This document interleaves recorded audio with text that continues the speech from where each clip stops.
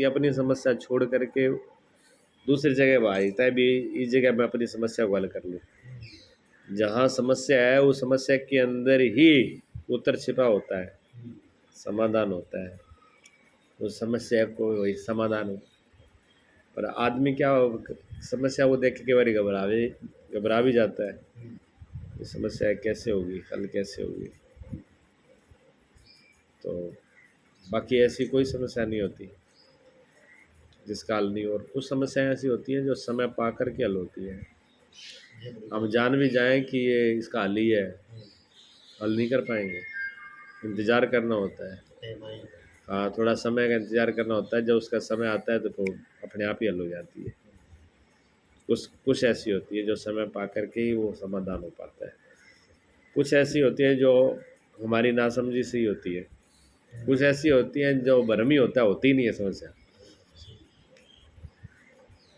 वैसे लगता है कि है पर है नहीं, बस अपने आप, बस वही समस्या है। मन से बन गई है, वो है नहीं पर बन गई है।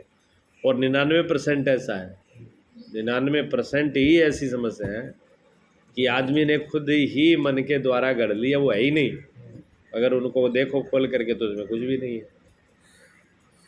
जैसे वो गुरुजी सुनाते हैं कि एक आदमी भागता हुआ है कि तो वो बड़ा उधर मजा ना क्या क्या, उधर ना 20-25 शेर है। उसने कहा, वो अगले वाला थोड़ा वैसे बुद्धिमान था, उसने कहा बेवकूफ़ है, 20-25 शेर कोई भेड़ें थोड़ी है जो इकट्ठी हो जाएगी वाड़े की तरह। शेर ऐसे 20-25 शेर होते हैं कई, क्या 20-25 नहीं थे तो फिर ये समझ लो 15 तो पक्के ही है। क्या 15 भी नहीं होते? तूने कभी देखे हैं कभी शेर? शक्ल देखी कभी? शेर कोई ऐसे पशुओं की तरह घूमते हैं कोई? क्या फिर ज़्यादा नहीं तो 5 तो फिर आई। कहते 5 भी नहीं होते, कोई शेर तो जंगल में एक आधा मिलता है। तेरे को भ्रम हो गया था क्या? फिर यहाँ को नहीं, एक तो फिर पक्को ही हो वो। क्या ये क्या तुमने सही पूछा तो एक देखा ही नहीं तुझे शेर आज तक, है ही नहीं। तो क्या फिर बेटा गुरु गुरु कौन करा वो? पर वहाँ गुरु गुरु हो रही थी, वो कौन कर रहा था? क्या वहाँ कुत्ते के बच्चे भी आए हुए हैं, वो कर रहे थे। तो आदमी की समस्या ऐसी है, वो गुरु गुरु दूर दूर से देख लेता है, बड़े गुरु गुरु तो की हो लग रही है, होता कुछ भी नहीं है। आदमी कोई समाज की धारणा में से कोई व्यक्ति हटके चल लेता है थोड़ा सा, तो वो गुरु गुरु सब जगह होती है, सामने कोई नहीं आएगा। अगर आदमी उसी में अगर उनके गुरु गुरु से डरेगा तो वो जी नहीं पाएगा। और समाज का काम क्या है? गुरु गुरु करना। चाहे आप अच्छा कर लो, चाहे बुरे में तो चलो होना है, वो एक मान ले भी बुराई भी तो बुराई हो, अच्छी बात है। और बुराई की बुराई करे तो कोई गम नहीं है। लेकिन अच्छाई में भी बुराई ढूंढनी है। अभी ये आदमी ने अच्छा, आप अच्छे कपड़े पहन लो तो समस्या है, ये अच्छा कपड़े क्यों पहनता है, 2 नंबर का, जिसको अहंकार हो गया, जिसके पास पैसे 2 नंबर के आते होंगे, ये कमाता तो है नहीं, कहीं ना कहीं कुछ ना कुछ जुआ खेलता है, चोरी करता होगा, नशा बेचता होगा, मतलब कुछ ना कुछ उस पर नेगेटिव चीज़ सोचेंगे। मैं ये नहीं सोचेगा भी ये व्यक्ति कोई ना कोई अपनी मेहनत करता ही होगा तभी है, और अच्छा पहन रहा है, अच्छा खा रहा है, तो क्या बुराई है। गाड़ी पास में नहीं है, पैदल जा रहे हो, अरे कमाई करते नहीं है, गाड़ी कहाँ से आएगी, तो बुराई होगी। चलो ठीक है। गाड़ी बढ़िया चले तो अच्छा, ये तो हमेशा गाड़ी में रहते हैं, गाड़ी पर पैर नहीं रखते। मतलब कुछ ना कुछ कहना है, ये संसार की तरीके का खेल है। भी इनको गुरु गुरु करने की आदत ही है, इसलिए आदमी को वो करना चाहिए जिसमें उसके जीवन की सफलता हो, अपने आप को सुकून हो करने में, अपने आप के अंदर आत्मा जो है शांति अनुभव करती भी, हाँ ठीक है, मेरा निर्णय सही है, बात खत्म हो गई। क्या लेना देना है दुनियादारी से? दुनिया ना किसी की है ना होगी। अपनी तरफ से बुरा ना हो, अपनी तरफ से हम बुरा किसी का करें नहीं, बुरा करने की भावना ना हो, बुराई की भावना ना हो, निंदा की भावना, हम अपने लिए सही कर रहे हैं, अपनी दिनचर्या सही है, स्मरण सही है, और पूर्ण समाधान है ध्यान में, समाधि में। बिना ध्यान के, बिना समाधि के समाधान किसी ने पाया ही नहीं। सारी समस्याओं का अगर समाधान करना हो तो व्यक्ति को ध्यान करना चाहिए। ध्यान करते करते जिस दिन समाधि में पहुंच जाता है, सारी चीज़ का समाधान हो जाता है। वहाँ कुछ भी नहीं बचता, ना फिर वहाँ संसार है, ना वहाँ पर माया है, ना पर चिंता है, ना कोई अपना है, ना कोई पराया है, ना शरीर है, ना दुनियादारी है, ना मन है, ना बुद्धि है, कुछ नहीं है, तब समाधान है।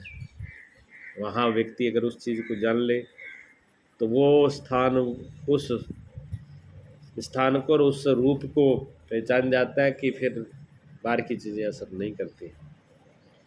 और उससे पहले तो असर करेंगी करेंगी।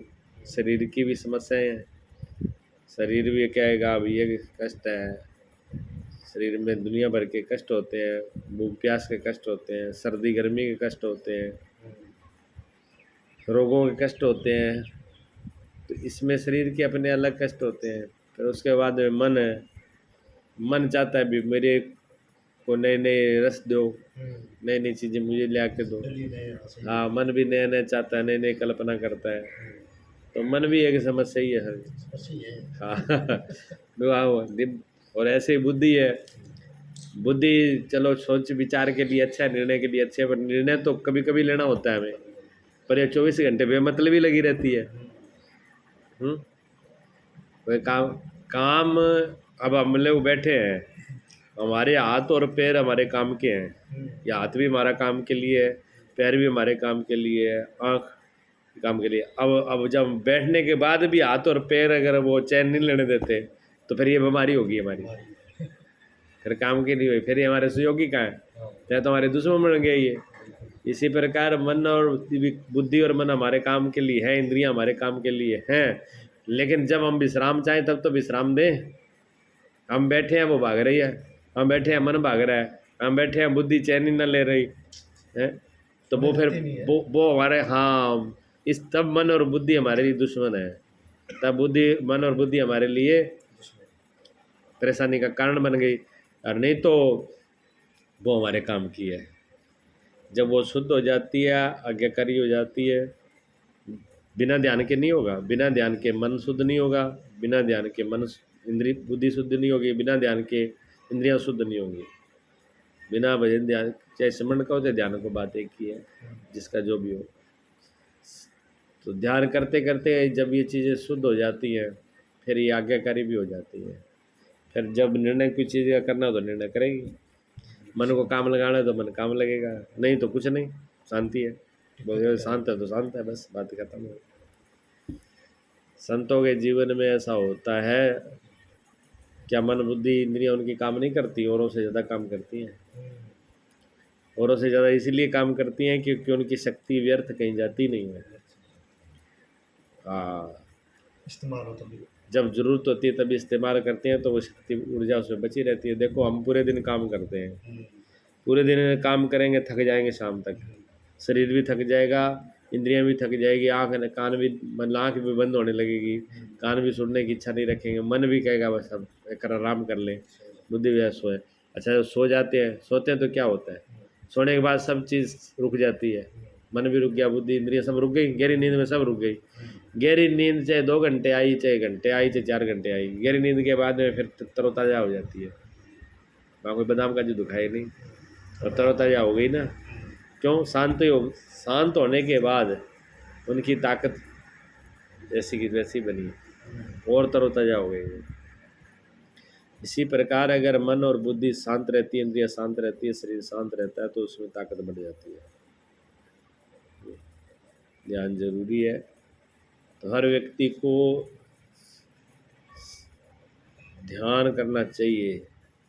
ध्यान करते करते ये चीज़ें शुद्ध हो जाती हैं, शांत हो जाती हैं, आदमी प्रसन्न रहेगा, स्वच्छित रहेगा, शांत रहेगा, और कोई समस्या नहीं रहेगी, फिर समाधान हो जाएगा, वहाँ कोई समस्या नहीं रहती।